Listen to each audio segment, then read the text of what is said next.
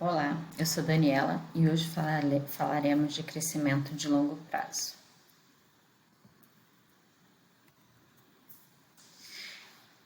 Nós já vimos que o PIB real per capita, ele mede o valor da produção de bens e serviços, né, finais da economia ou da renda para um determinado ano. Por ser uma variável real, ela separa as mudanças na quantidade dos bens e serviços dos efeitos de um aumento de preço. E por ser per capita, ela isola também o efeito de mudanças na população.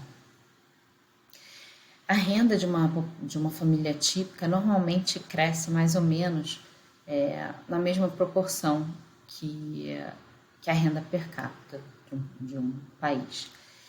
E hoje em dia há muitas pessoas no mundo que vivem num padrão de vida igual ou até menor do que vivia uma pessoa nos Estados Unidos há um século atrás. É importante a gente notar a diferença entre uma mudança de nível e uma taxa de mudança. Então, a chamada regra dos 70 é uma fórmula matemática que diz que uma variável que está crescendo gradualmente ao longo do tempo vai demorar para dobrar, ou seja, o número de anos que ela demora para dobrar é aproximadamente 70 dividido pela taxa de crescimento anual dessa variável. Então, se a gente quer saber quanto tempo uma variável demora para dobrar de tamanho, então a gente faz essa conta e é aproximadamente isso. A taxa de crescimento do PIB real per capita é muito diferente de país para país. Então vamos falar agora do crescimento de longo prazo, do que leva ao crescimento de longo prazo. O crescimento de longo prazo depende principalmente, quase que somente de um fator, que é o crescimento da produtividade. Produtividade é o total produzido dividido por um trabalhador médio, ou a produção dividida por horas trabalhadas. Um crescimento econômico sustentável vai acontecer só se a produtividade do país crescer de maneira constante, de maneira estável. Isso se um país, então, tem uma produtividade que cresce de maneira estável, né, constante, aí sim vai existir um crescimento econômico desse país. Então, produtividade é simplesmente o PIB real dividido pelo número de trabalhadores de um país. Como que essa produtividade cresce, né? Então, a gente tem que entender se o crescimento econômico de longo prazo vai acontecer se o país tiver uma produtividade crescendo de maneira estável, né? Então, o que leva a esse crescimento de produtividade? Tem três razões principais que fazem com que a produtividade cresça. Elas são o crescimento do capital físico, o investimento no capital humano e tecnologia. Então, capital físico, por exemplo, são novas máquinas, prédios e instalações para a produção. O capital humano é educação, treinamento, né, o aprendizado do trabalhador. E tecnologia, então, são as invenções, grandes ou pequenas invenções, inovações que mexem nessa produtividade. Um modelo de função de produção agregada seria esse daqui. Y é igual a T vezes K elevado a 0,4 vezes L elevado a 0,6. Y é o PIB per capita.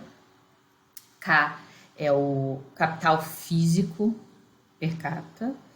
E L é o capital humano per capita, né? Então, E esse T é uma constante que tem a ver com a tecnologia. Então, a gente pode perceber aqui, para que, né, esse PIB per capita aumente, a gente pode aumentar ou T, ou K, ou L. É fácil de ver aqui, obviamente, o peso vai ser diferente, né, na produção, né, mas esses três fatores afetam diretamente o PIB per capita. O capital físico, ele tem retornos decrescentes. O que significa isso? Significa que quando a gente aumenta o capital físico por trabalhador, tudo mais constante, o aumento do PIB per capita real vai diminuir à medida que a gente aumenta, ou seja, vai ter um crescimento, mas o crescimento vai ser a taxas cada vez menores. Então, à medida que a gente vai aumentando o capital físico, o quanto esse capital físico acrescenta no PIB real vai diminuindo. Tá? Isso significa ter retornos decrescentes. O capital físico ter retornos decrescentes. Então, o que acontece é que aumentar a produtividade só aumentando capital físico não é uma boa ideia, porque cada vez o efeito desse aumento de capital físico vai ser menor a produtividade. A tecnologia, sim, é provavelmente o que mais importa para o aumento de produtividade, né? Então, é o fator mais importante, o que mais vai levar a um aumento de produtividade. A maneira de calcular esse aumento de produtividade causado pelo aumento tecnológico é por diferença. Então, a gente primeiro calcula o efeito do capital físico e do capital humano, e o crescimento que sobra é o efeito do progresso tecnológico. Então, a gente não tem exatamente como medir o efeito do progresso tecnológico, a não ser pela diferença, estimando o que sobra depois de tirar dos efeitos dos capitais físico e humano. E o que se estima é que o crescimento no período de 1948 até 2007, nos Estados Unidos, foi causado menos da metade pelo aumento do capital físico humano. Então, 47% foi causado por conta do aumento do capital físico e humano juntos, né? O capital físico e humano per capita. Todo o resto, ou seja, mais da metade do crescimento, pode ser explicado, então, pelo progresso tecnológico.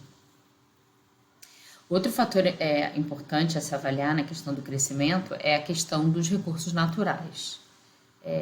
Tudo mais constante, os países que têm recursos naturais abundantes costumam ter um PIB real per capita maior do que países que são menos abundantes em recursos naturais. No entanto, hoje em dia, os recursos naturais são cada vez menos importantes na determinação da produtividade, na maioria dos países, né? Segundo Malthus, o crescimento da população ia fazer com que a terra per capita, né, diminuísse, obviamente, então a terra está fixa, né? E com o aumento da população, então a terra diminuiria, e segundo Malthus, isso ia levar a uma queda da produtividade, né? Uma diminuição da produtividade ao longo do tempo. O que a gente viu, na verdade, é que essa queda, o efeito de queda da produtividade causada, né, pela diminuição de terra per capita foi mais do que superado, né, e contrabalançado pelos efeitos positivos, como os avanços tecnológicos, o aumento, né, do capital físico e humano, e até mesmo, no final das contas, houve até um aumento de terra cultivável de lá para cá, né, de quando o Malthus fez essa observação de que ele via um futuro meio pessimista, né, de que a população ia crescendo, então a terra, por por trabalhador ia diminuir, isso ia levar, né, uma diminuição de produtividade e no final das contas não ia ter comida para todo mundo, mas não foi bem isso que aconteceu. As economias, elas têm crescimentos diferentes, obviamente, e elas podem, esse crescimento pode acontecer, como a gente já falou, pelo aumento de capital físico, né? Então, pode haver um gasto com investimentos, altos gastos com taxas altas de investimento em capital físico. Pode haver também investimento em educação, em treinamento, que faria com que aumentasse o capital humano. E também seria possível fazer pesquisa e desenvolvimento, né? O que levaria a avanços científicos que melhorariam gerariam um progresso tecnológico, né? Melhorariam a tecnologia.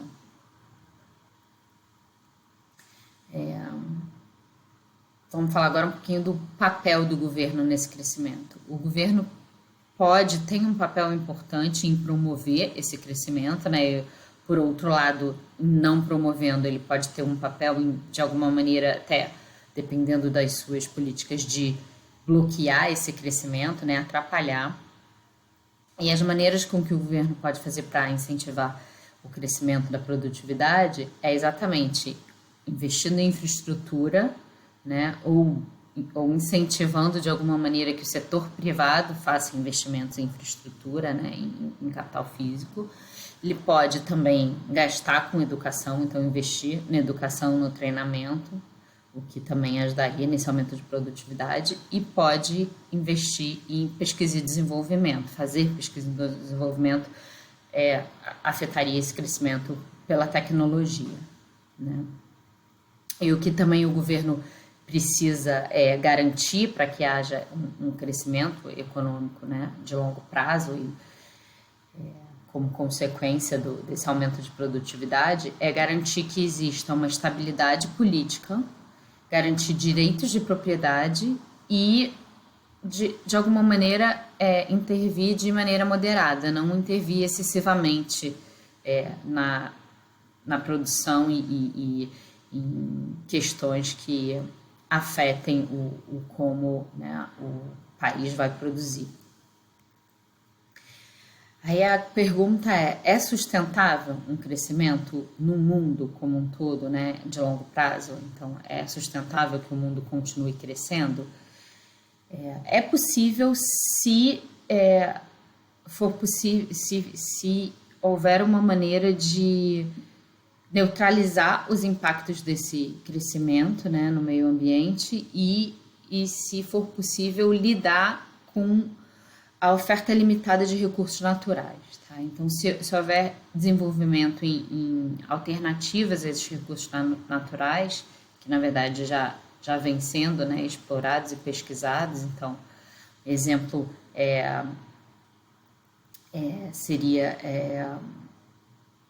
por exemplo, fontes de energia, né? Então, substituição do petróleo, que é limitado, e por outras fontes de energia que sejam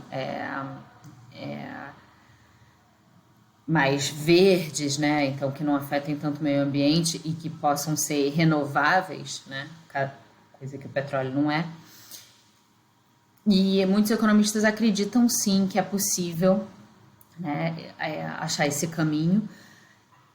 Primeiro porque a própria limitação dos recursos faz com que os preços desses recursos sejam altos, o que é um incentivo por si só para a busca de novas alternativas. E eu acho que a consciência também, né, de que os recursos são limitados e que é preciso buscar alternativas para a produção. Então, se isso for levado em conta, tanto o efeito do crescimento no meio ambiente como a questão dos recursos serem escassos, é possível, sim, um crescimento de longo prazo. Por hoje é isso.